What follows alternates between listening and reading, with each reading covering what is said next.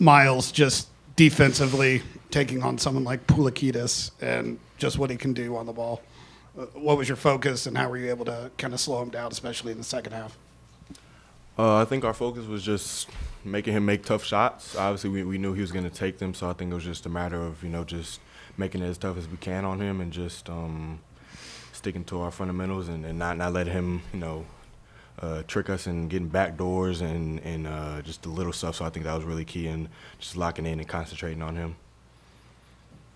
Kim, we talked the other day about a couple shots in the season opener that you passed up, and then I think your only 2 points the other day came at the free throw line. How big was this for you, especially as big as the moments were where you hit those 2 threes? Yeah, I'd say it was a pretty good feeling, but, it starts from the guys in the locker room just, keeping me encouraged. Lance Jones even sent me a text today. I won't say exactly what it was, but, it's just encouragement. It's a family here. Everyone wants everyone to succeed. And it's just, kind of a good feeling when you have everybody cheering you on, and, they know that I passed up a few open shots, and, they trust me to make those when it comes to me again. Trey, how would you characterize the paint battle today? They scored 50 down low, but Braden led the game in rebounds. Yeah, they're a really physical team. Watching film on them and then, playing in the game, I mean, they're one of the most physical teams I've played against. And so they all play hard. They all play for each other. So, tough team.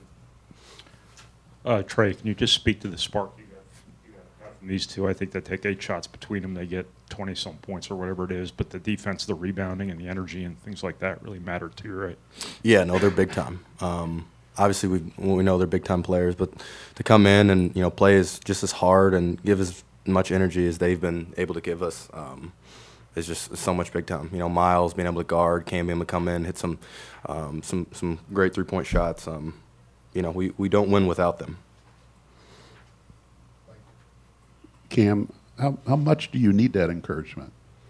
Like you said, you got a text from Lance, and yeah, how much do you need that? I think that you kind of get your confidence from the work you put in. So, obviously the more that you put in the work, you have confidence. But, when you see shots not falling in practice and games, obviously it helps to have people around you, cheering you on and wanting the best for you. So, a lot of it's kind of your own mindset and having the confidence in yourself, just from the work you put in. But also, it is good to have the people around you in a family aspect to cheer you on. Yeah, sometimes when you can't pick up yourself, you need other people to pick yourself up for you. So, that's why we kind of have the family here, and we have teammates that, want the best for each other. So, we're there to pick each other up. Myles, obviously when you lose someone like Daniel and the rim protection he provides, what does that mean for the rest of this defense in these half-court situations as far as what you guys have to do to keep the ball out of the paint? I think we just relies on the guards, really. I think we say it before every game. We got to do our job so that the bigs won't have to, just be so worried about stopping the ball all the time. If we put ball pressure every time and guard the ball, I think we should be fine. But I think that really also goes into rebounding, just blocking shots and taking care of the basketball and stuff like that. I think that's always important. Trey, I think this was the first time we really saw you play the 5. How did that go? And you closed the game out that way. Yeah. How comfortable were you there, and what advantages and disadvantages came with that? Yeah, no, I honestly love playing the 5, just because I can use a speed advantage. We can get in the transition more. It's really nice, especially when we get in that short roll with Braden, and then I have obviously great shooters around me. It's like I actually like playing it better than the 4, to be honest with you. Myles, we asked Cam about the threes. You hit a couple yourself. What did those do for you guys tonight? They were just seemingly huge momentum shifters. What was that? What does that say about what you guys can do, momentum wise with that? I think it just shows the depth that we have. I think we can, like you said, me and Cam can come in and knock in a 3 anytime we want. I think it's just we play off of Braden and Fletcher and Trey so well. So I think it's just playing our roles and just coming in and doing our jobs. And I think it breaks down the defense, and we just do the simple stuff in order to get the open threes like that, and just to help our team win. Cam, you guys play small for the last 5 minutes with you at the 4. you grab 6 rebounds, Myles grabs 5. How much of an emphasis is that with you personally, and then conversations about just if you play the 4, you have to be able to control the glass? Yeah, that's definitely an emphasis that, everyone kind of, makes sure that we know that we have to do that. Obviously when we go with the smaller lineup and me and Myles are in and, he's at the 2 or 3 and I'm at the 4, obviously with our athleticism, we're allowed to fly in there for rebounds, but also when you're guarding a guy a lot bigger than you and he was 255 pounds, whatever it is, you got to make sure you hit him and, then use your athleticism. You can't just rely on athleticism when you're going up against different matchups. Trey, just to follow up on that concept with you at the 5, Coach Painter's been pretty openly talking about how he really likes it from an offensive standpoint, wasn't sure how much he liked it from a defensive standpoint. I guess what have you been maybe trying to show him through opportunities like tonight or practice or whatever that it can be a two-way weapon for this team?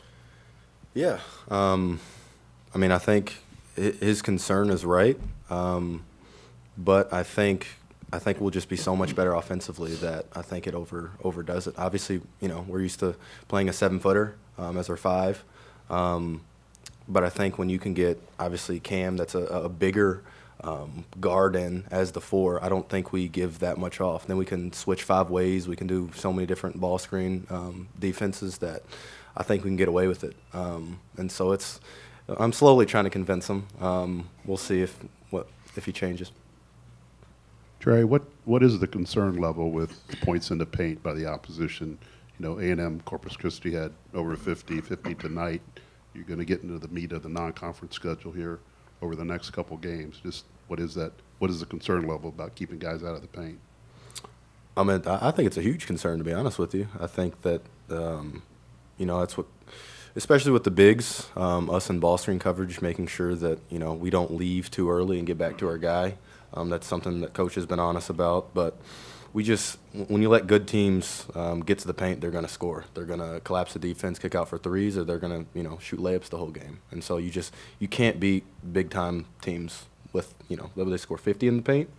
We can't do that. So. And this is for all 3 of you guys. C.J. Cox comes in, grabs 12 points, 2 assists, 2 rebounds tonight, and finishes the game on the floor for you guys when it kind of got tight. Speak about the work he's put in to gain that kind of trust this early on in his career in the season. Like I said, it's the depth that we have. The freshmen, not just him, the freshmen have come in. They've worked. They've stayed in the gym, stayed in the office, watching film. Doing the little things that they need to do to get better. So I think it just shows that the work ethic and the hard work that he's put in is paying off. And it's good because he's helping us win games. To add to that, I would say that all the freshmen want to learn. Obviously we do a lot of stuff with our offense and defense, but they're willing to learn. They ask the guys who have been here a lot of questions. They're open-minded.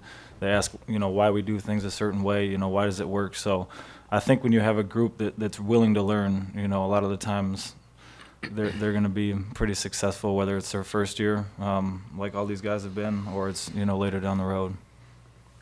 I don't have much to add. I just think, obviously he's a great player, and he certainly doesn't lack confidence. And when you have those, that combination of work ethic and confidence and, wanting to learn from the older guys, you're just going to see him keep getting better. For Cam, just back to Trey at the 5 again. You at the 4 in that ball screen structure, those were the 3s you were getting from Mason last year. Does that give you kind of a niche, like a comfort zone in the offense? Yeah, I'd say it's just kind of a matchup, maybe nightmare for some people. Obviously, depending on who they're for, is to put them in a ball screen for, someone who I might set it, I might slip it, who knows what I might do. So, it puts them in a bind, and, that's, Mason kind of did the same thing. He got a lot of open 3s, so absolutely I think it's an advantage for us. Myles, I'm not going to ask if you agree or disagree with the call on the screen, but that could have been a turning point in the game, and instead I think you guys go down, turn them over, Cam gets to the line, Braden steals the inbounds pass, and you get a 4-point swing out of it. How does this team kind of have the maturity to turn what could be a negative into a positive like that and kind of flip the game? I think it's just using our maturity and staying level-headed. I think, the older guys like Braden, Fletcher, and Trey have been through situations where they've been down or things haven't been going their way, and they've turned it around. So I think it's just using them for our to look at and just staying level-headed and playing our game.